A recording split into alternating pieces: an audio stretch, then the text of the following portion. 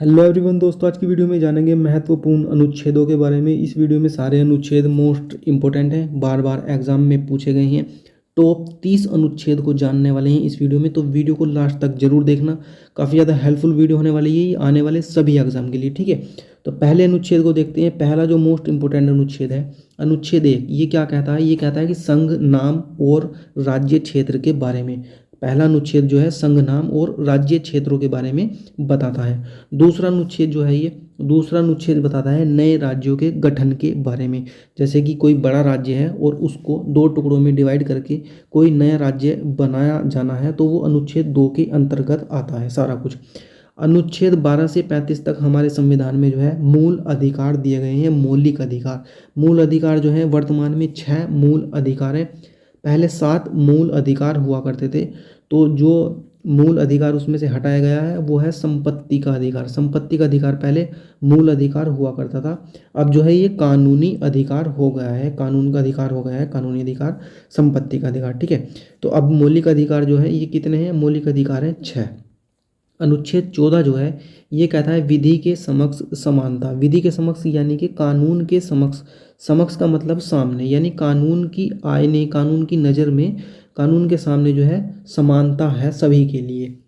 जितने भी देश के नागरिक हैं सभी जो है कानून की नज़र में एक समान है, ना कोई बड़ा है ना कोई छोटा है। तो अनुच्छेद 14 जो है ये विधि के समक्ष समानता दर्शाता है। अनुच्छेद 17 जो है ये अस्पृश्यता का अंत करता है। इसके अंतर्गत दिया गया है अस्पृश्यता का अंत। एक शब्द है यहाँ पर अस्पृश्यता, इसका मतलब है छुआछूत का अंत, छुआछूत का अंत। अनुच्छेद 17 जो है ये भेदभाव को जो है निरस्त करता है, अस्पृश्यता का अंत करता है, यानी छुआछूत का अंत करता है।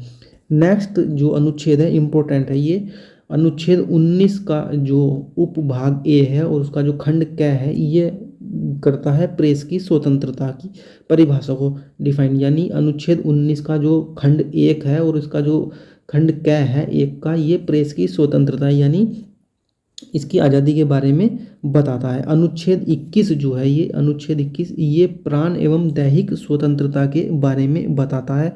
मतलब इसमें हर व्यक्ति को अपनी आज़ादी है, जीने की आज़ादी।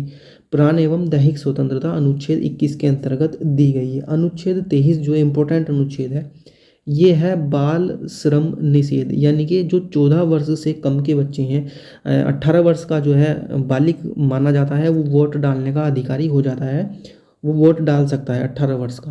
परंतु 1 वर्ष से 14 वर्ष तक के जो बच्चे हैं वो बाल श्रम निषेध के अंतर्गत आते हैं। अगर कहीं ऐसा पकड़ा जाता है कोई बच्चा या कोई शिकायत कर देता है कि यहाँ पर जो है बच्चों से श्रम यानी मजदूरी कराई जा रही है, तो वो कानून की नज़र में गलत है। अनुच्छेद 23 डिफाइन करता है बाल श्रम निषेध, ठीक है।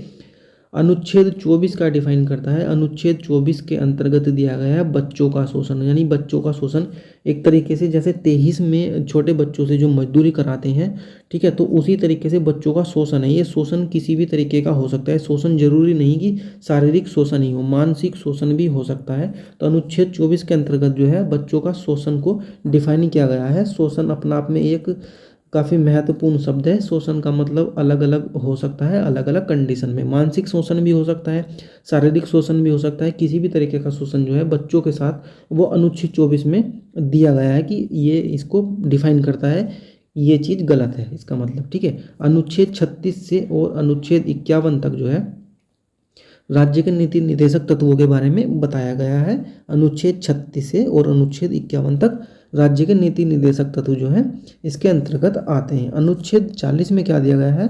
ग्राम पंचायतों का संगठन के बारे में डिफाइन करता है, ठीक है। अनुच्छेद 45 जो है ये बच्चों के लिए निःशुल्क शिक्षा का प्रावधान करता है। जो छोटे बच्चे होते हैं उनके लिए निःशुल्क शिक्षा का प्रावधान जो है अनुच्छेद 45 के अंतर्गत किया गया है।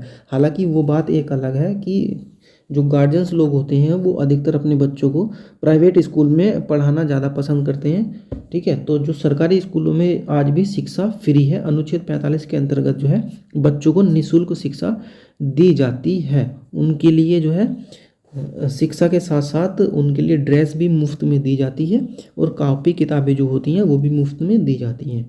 तो ये अनुच्छेद 45 में है, जो सरकारी स्कूल में पढ़ते हैं उनको मालूम भी होगा। हालांकि ये जो है सभी के ऊपर लागू होता है कि बच्चों को निःशुल्क शिक्षा का प्रावधान है।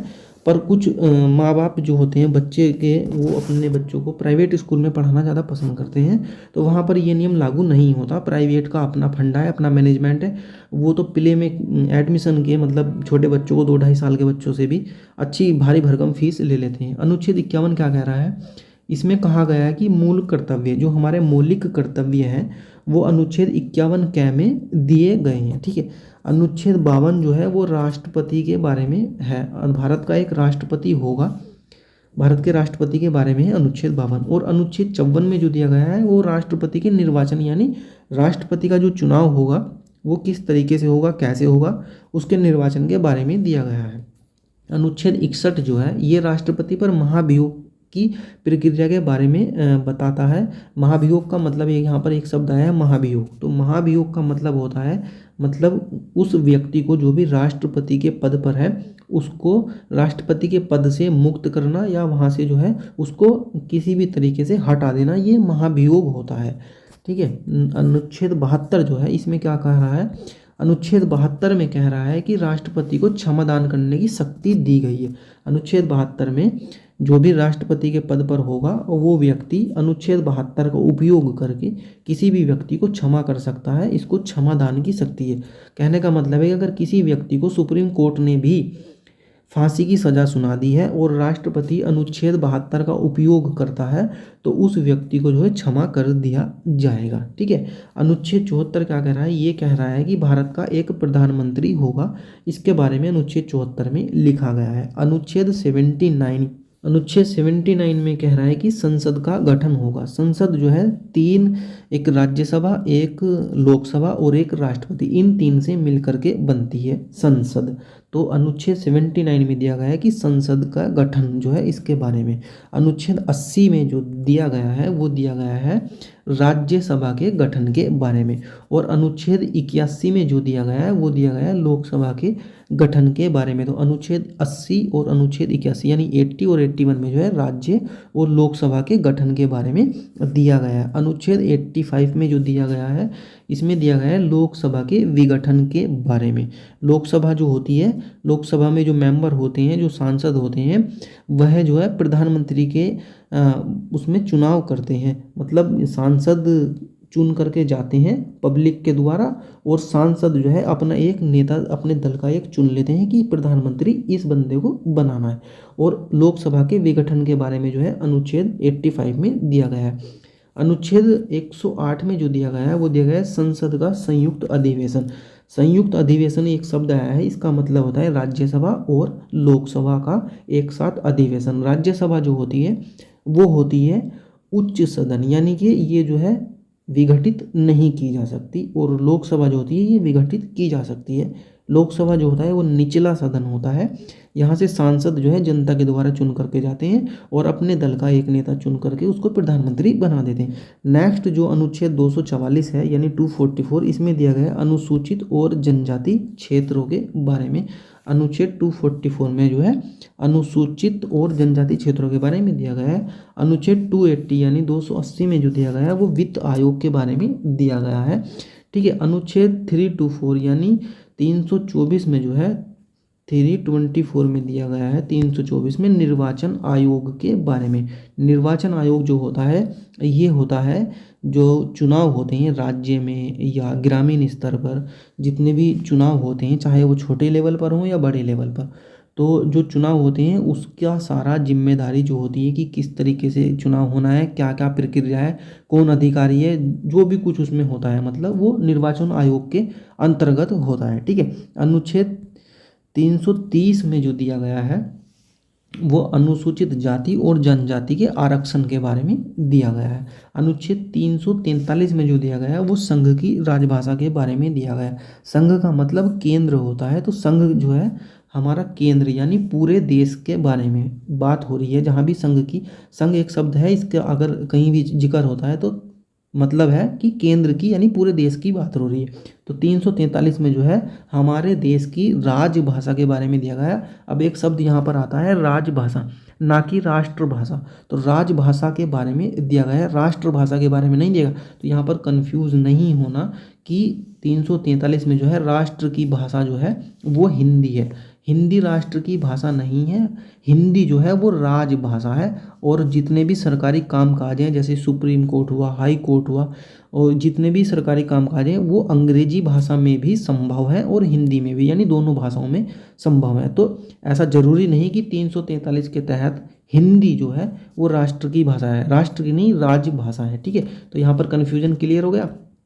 अनुच्छेद 352 में जो है आपातकाल के बारे में दिया गया है, अनुच्छेद 352 में आपातकाल के बारे में। ठीक है, अनुच्छेद 356 के बारे में क्या दिया गया है, 356 में जो है राष्ट्रपति शासन के बारे में दिया गया है। राष्ट्रपति शासन का मतलब ये होता है जहाँ पर किसी भी राज्य में जो है राज्य सरकार विफल हो जाती है, या मतलब टूट फूट हो जाती है सरकार के बीच में, मतलब मिली भगत से जो सरकार बनती है कि कुछ परसेंटेज दूसरी पार्टी का, कुछ परसेंटेज दूसरी पार्टी का, और जो मिली जुली सरकार होती है दूसरी पार्टियां अपना हाथ पीछे खींच लेती हैं, तो सरकार जो है वो अल्पमत में आ जाती है, सरकार गिर जाती है। और अगर किसी वजह से वहाँ पर दंगे फसाद हो जाए, सरकार जो है जब अल्पमत में आ गई है, सरकार गिर जाती है, मुख्यमंत्री नहीं होता और दंगे फसाद हो जाते हैं, तो ऐसे में राष्ट्रपति शासन उस राज्य में लग जाता है। तो अनुच्छेद 356 में राष्ट्रपति शासन के बारे में दिया गया है। अनुच्छेद 360 जो कह रहा है वो कह रहा है वित्तीय संकट का प्रावधान। वित्तीय संकट यानी वित्तीय आपातकाल के बारे में 360 में दिया गया है, 360 में। हालांकि भारत में अभी तक जो है वित्तीय आपातकाल नहीं लगा है, ये भी ध्यान देना, मोस्ट इंपोर्टेंट क्वेश्चन है ये। अनुच्छेद 368 जो कह रहा है संविधान संशोधन के बारे में कह रहा है। संशोधन का मतलब ये होता है कि कोई चीज़ अगर उसमें हम कोई प्रावधान करके आज के समय के हिसाब से उसको मॉडिफाई कर देते हैं तो वो संशोधन कहलाता है। और संविधान आप सभी जानते हैं, प्रावधान भी आप सभी जानते हैं, मतलब मॉडिफिकेशन करना। तो संविधान संशोधन जो होता है ये समय की मांग होती है, समय की मांग के अनुसार जो हमारे अनुच्छेद हैं या जो हमारे पहले प्रावधान है, पहले कानून है, उनमें प्रावधान करना, उनमें मॉडिफिकेशन करना जो है संशोधन कहलाता है।